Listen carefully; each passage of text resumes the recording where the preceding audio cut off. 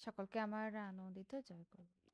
আজকে আলোচনা করব পরম পূজ্যপাদ শ্রী শ্রী আচার্যদেবের আলোচনা থেকে। কয়েকদিন যাবৎ পাল্লার ও নিরালা নিবেশ সংলগ্ন জায়গাগুলোতে পাথর বসানোর কাজ চলছে। তাই আজ প্রার্থনায় আসন পাতা হয় বড় নাটমণ্ডপের মায়েদের দিকে বসার সামনের দিকটায়। হারমোনিয়াম পরিচালনাকারী ও সঙ্গতকারীরা বসেন বাণী পাঠকবৃন্দের দিকটায়। পরে প্রার্থনান্তে আচার্যদেব তার নির্দিষ্ট আসনে বসেছেন। আজ শাশ্বতী গ্রন্থের 639 নম্বর বাণীটি পাঠ হল। প্রত্যক্ষভাবেই হোক আর পরোক্ষভাবেই হোক, আলস্য ও অযোগ্যতাকে যা ইন্ধন যোগায় তাই দুর্নীতি, যা সত্তা সম্বর্ধনাকে শোষণ করে, দুস্থ করে তোলে। বলছেন, এরই মর্মার্থ আমি সেদিন ওনাদের, আসামের মুখ্যমন্ত্রী ও করিমগঞ্জের এমপি বিজয় মালাকারকে বলেছিলাম। আজও আমাদের প্রতি বলছেন, আলস্য আর অযোগ্যদের কি সরকারি চাকরি দিচ্ছে না? আমরা এটাকে মেনেই নিয়েছি। এটা হবেই।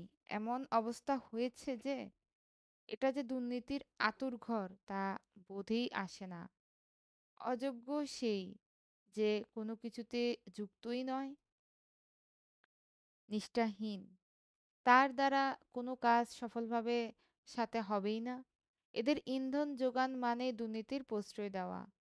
ওঠার সময় একটি প্রসঙ্গে বলছেন, অনেকেই জিনিসপত্র উপহার সামগ্রী আমার হাতে দিতে চায়। আমারও নিতে আপত্তি নাই, কিন্তু এভাবে সবাই যদি আমার কাছে নিকটে আসে, তাহলে আমিও তো একটা মানুষ, অসুস্থ হয়ে পড়ব। কাছে এলে তারপর দুটো কথাও হবে। এটা আমি আজ পারবো, কালও পেরে যাব। তারপর অসুস্থ হয়ে পড়ে থাকবো। ওরা তো বাড়ি ফিরে যাবে, কিন্তু তারপর পরশু যারা আসবে তারা আমাকে আর পাবে না। সেই পরশু যারা আসবে তাদের দিকে লক্ষ্য করেই আমাকে এভাবে বাঁচিয়ে চলতে হয়। সবাই তো ঠাকুর প্রণাম করতেই আসে, আর আশা করে কারো সাথে দুটো কথা বলতে। যারা নিবেদনে ও প্রণামে সহায়তাকারীরা আমার কাছে আসতে নিষেধ করে, তারাও আমার এই দিকটা আর পরশু যারা আসবে তাদের দিকটা ভেবেই বলে। তো এগুলোও কিন্তু ভাবার বিষয়, আবেগটাকে নিয়ন্ত্রণের ব্যাপার। প্রাতে প্রার্থনান্তে আচার্যদেব বড় নাটমণ্ডপেই বসেছেন। আরেক দিনের ঘটনা বলছি।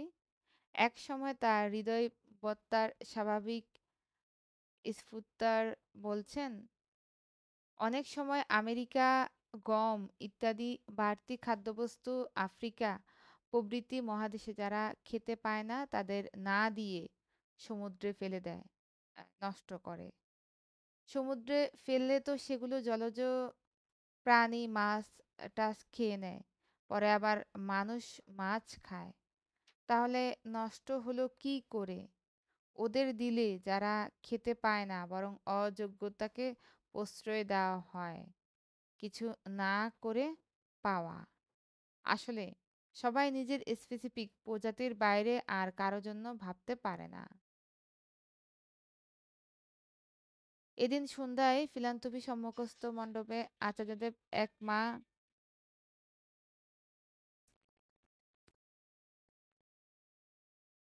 তার 24 থেকে 25 বছরের ছেলেকে দেখিয়ে বলেন, পরীক্ষা দিচ্ছে যেন পাশ করে আর যেন সুস্থ থাকে।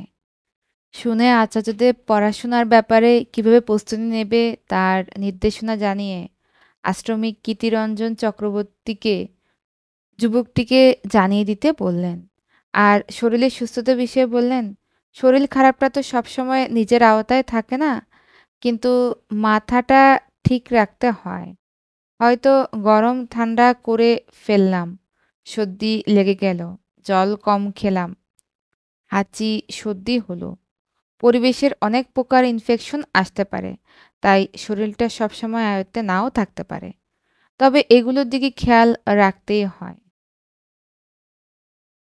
অপর এক মা তার বিবাহিত ছেলে সহ এসেছেন। তাদের বক্তব্য, ছেলের বউ একটা বাচ্চা হওয়ার পর বাপের বাড়ি চলে গেছে, আর শ্বশুরবাড়িতে আসছে না। বলতে গিয়ে মাটির কাঁদো কাঁদো অবস্থা, ছেলেটিও মুহ্যমান। তা দেখে আচার্যদেব বলছেন, কেঁদে এর কোনো সুরাহা হবে না। সমাজে এইরকম কিছু মেয়ে জন্মাচ্ছে। আমার এখানে কয়দিনে এইরকম কয়েকটা কেস এলো। ওই মেয়েগুলো এমন মানসিকতা যে তারা ঠিকই করে নেয় একটা বাচ্চা হওয়ার পর বাপের বাড়ি চলে আসব। এমনিতে তো শারীরিক সম্পর্ক করা যায় না, তাই বিয়েটা করে নেয়। ছেলেটিকে তোমার অহংকারে লাগছে না? আমি পুরুষ মানুষ, আমাকে এমন করে ছেড়ে গেল? অহংকারে ফুঁসছ না? মনে হচ্ছে না মেরে ফেলি? মারলে কিন্তু তোমার জেল, ফাঁসিও হতে পারে। এগুলো সব কাপুরুষের লক্ষণ। আর পুরুষের লক্ষণ হচ্ছে তুমি আর ওদিকে খেয়াল না করে নিজের এজেন্ডাতে এগিয়ে যাও। ও নিয়ে ভাবতেই যেও না। প্রয়োজনে তুমি আবার এগো। বিয়েও করতে পারো আইনত, সব দিক ফয়সালা করে। এখন তুই পুরুষ হবি না কাপুরুষ হবি ভেবে দেখ। অপর এক মহিলা টেইলর, দর্জির কাজ করেন। স্বামী বিগত এক ছেলে আছে। তাকে সাহস ও পরামর্শ দিয়ে বলছেন, টেইলররা প্রায়শই কথার খেলাপ করে, সময়ে জিনিস দেয় না। এটা কখনো করবে না। যেটা মঙ্গলবারে দিতে পারবে সেটার ক্ষেত্রে বলবে বৃহস্পতিবারে দেব। সে হয়তো একটু আগে দিতে বলল, তুমিও বলবে বুধবারে। বললে ঠিক আছে, বুধবারই দেব। তুমি কিন্তু সেটা মঙ্গলবারই রেডি করে রাখলে।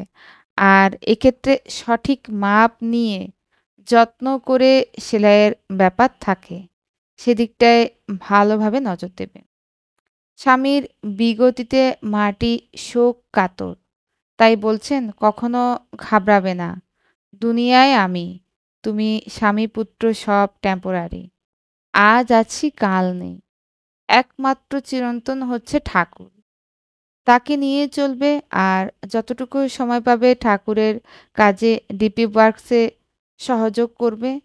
ভালো থাকবে। আজ পরম পূজ্যপাদ শ্রী শ্রী আচার্যদেবের ইষ্ট প্রসঙ্গ এখানেই শেষ করলাম। পরিশেষে প্রত্যেকের মঙ্গল প্রার্থনা করি পরমদয়ালের রাতুল চরণে। সকলকে আমার আনন্দিত জয়।